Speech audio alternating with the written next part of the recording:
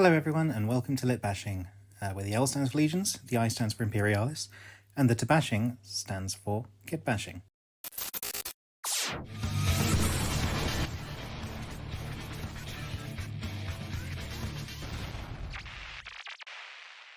This video is not going to be scripted because it's not the video I wanted to make.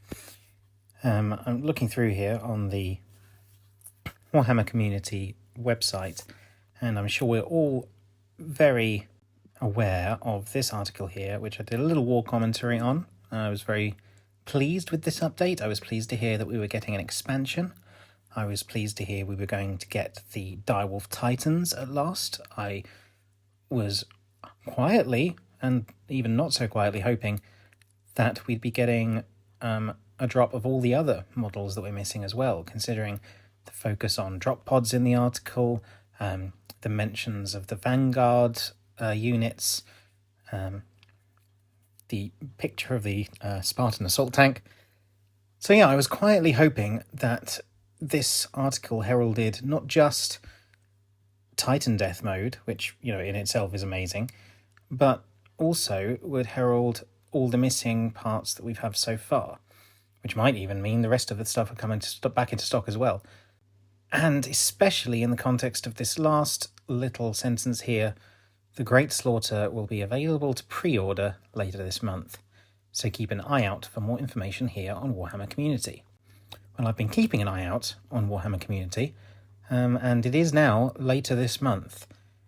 And it's kind of tradition on Warhammer Community that the Sunday before a Saturday pre-order, you get a kind of preview of the pre-order. And we have this week's Sunday preview. And the Sunday preview says the first wave of Old World made to order, which is very exciting. You know, I'm loving Old World. I'm retooling lots of my old vampire accounts into a kind of Hammer horror style Tomb King's force. So mummies, all kind of like gothic horror rather than the kind of shiny gold and dry bones. So I'm really excited about all these made to order for the Old World. I mean, those are some great Tomb King sculpts. Those are some great battle standard bearers. But it's notably missing any sign of Legions Imperialis, which means, presumably, unless they're pulling a surprise and not telling us everything that's going to go up for pre-order next week, this means that we're not going to get the Titan Death Supplement, the Great Slaughter, for pre-order this month. It says the Great Slaughter will be available to pre-order later this month, and they said that in January. Well, they can't have said it in February because it's not February yet. Now, the problem with that is that means pre-order on the 27th is Old World. Even if we get the pre-preview on the 28th, that won't go up for pre-order until the 3rd of February. Which isn't the end of the world, but it's yet another delay based on what WarCom have said. And recently, Warhammer Community seem to have known an awful lot more than anyone else, and any more than they have previously. With the Old World, it was the social media team that was the first to get the legacy base sizes out, which everyone had been champing at the bit on for ages, and it first appeared in a random comment thread on the Warhammer Old World Facebook page. So given that the Warhammer Community and socials team seem to know what's going on, it's weird that in the space of a month, there's been yet another delay to Legions Imperialis. So I don't know if that means they've had to take an extra week to fill the Old World orders, because I know an awful lot of those have been delayed. So maybe they have to remake a whole bunch of those, and they're pushing all their money and power into the Old World, which, you know, selfishly is great, because as much as I love epic scale modelling, in terms of gaming, rank and file is my jam. So, you know, I'm loving that Old World is doing so well, but if that's the reason, it is a real shame for all those missing bits we have for Legions Imperialis, which are presumably being pushed back to do everything else. So, as far as I'm concerned, the options are either that Warhammer Community were wrong, and what they mean is we'll tell you about the pre-order this month, and actually it will be the first week of February, and that'll be fine. I won't consider that a delay. I'll consider that just a kind of miscommunication. But if it's not, and it's pushed even further back, and we don't even get the pre-preview until February, that's another pretty big delay of the first wave of models, let alone the expansion. We still have got a whole bunch of the first wave of models that aren't even in stores yet. So, I don't want to be one of those clickbaity type channels. No, there's plenty of those. I don't want to be a ranty, oh no, woe is us type channel. But it is a shame. It is really disappointing.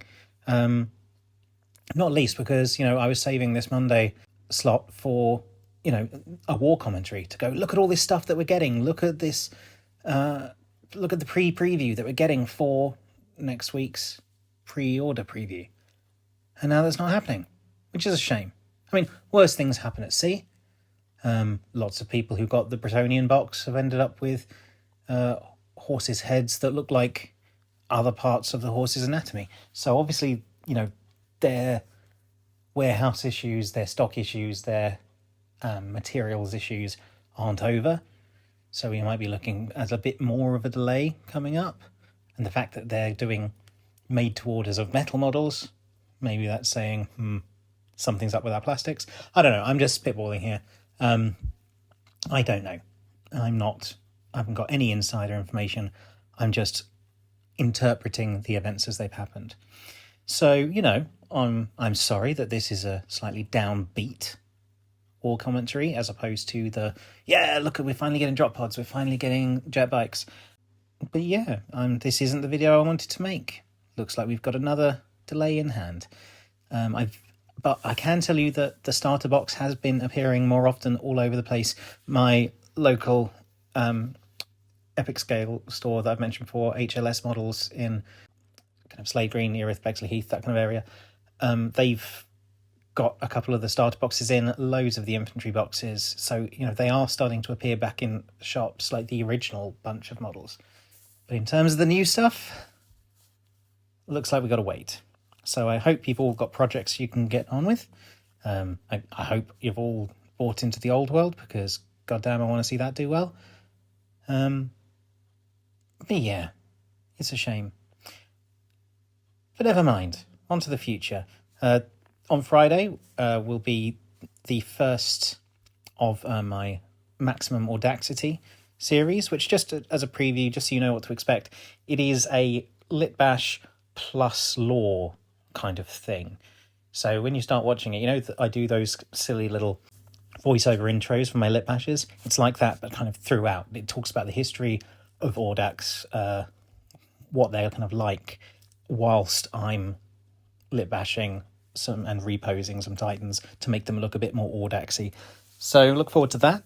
I'll be editing the hell out of that throughout this week. It'll probably be 2 parts, 1 part for modelling a couple of models, another part for modelling the other models, because it's a whole maniple, I think, of 5 models.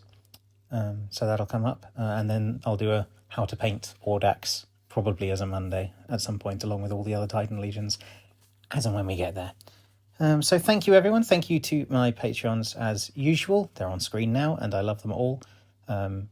We have a great time over in the chat, so if ever you want to fancy joining, you get access to the chat, even not with a tier. If you want to just give like 50p or whatever the minimum amount that Patreon lets you give, you still get access to the chat, and that's where the most fun happens. And and then soon it'll be time for Community Roundup, and then it'll be into February, which will be our 3rd calendar month of existing. So thank you, everyone, and I'll see you all hopefully with happier, shinier, better news at the next issue of War Commentary. Peace and love. Love to you all.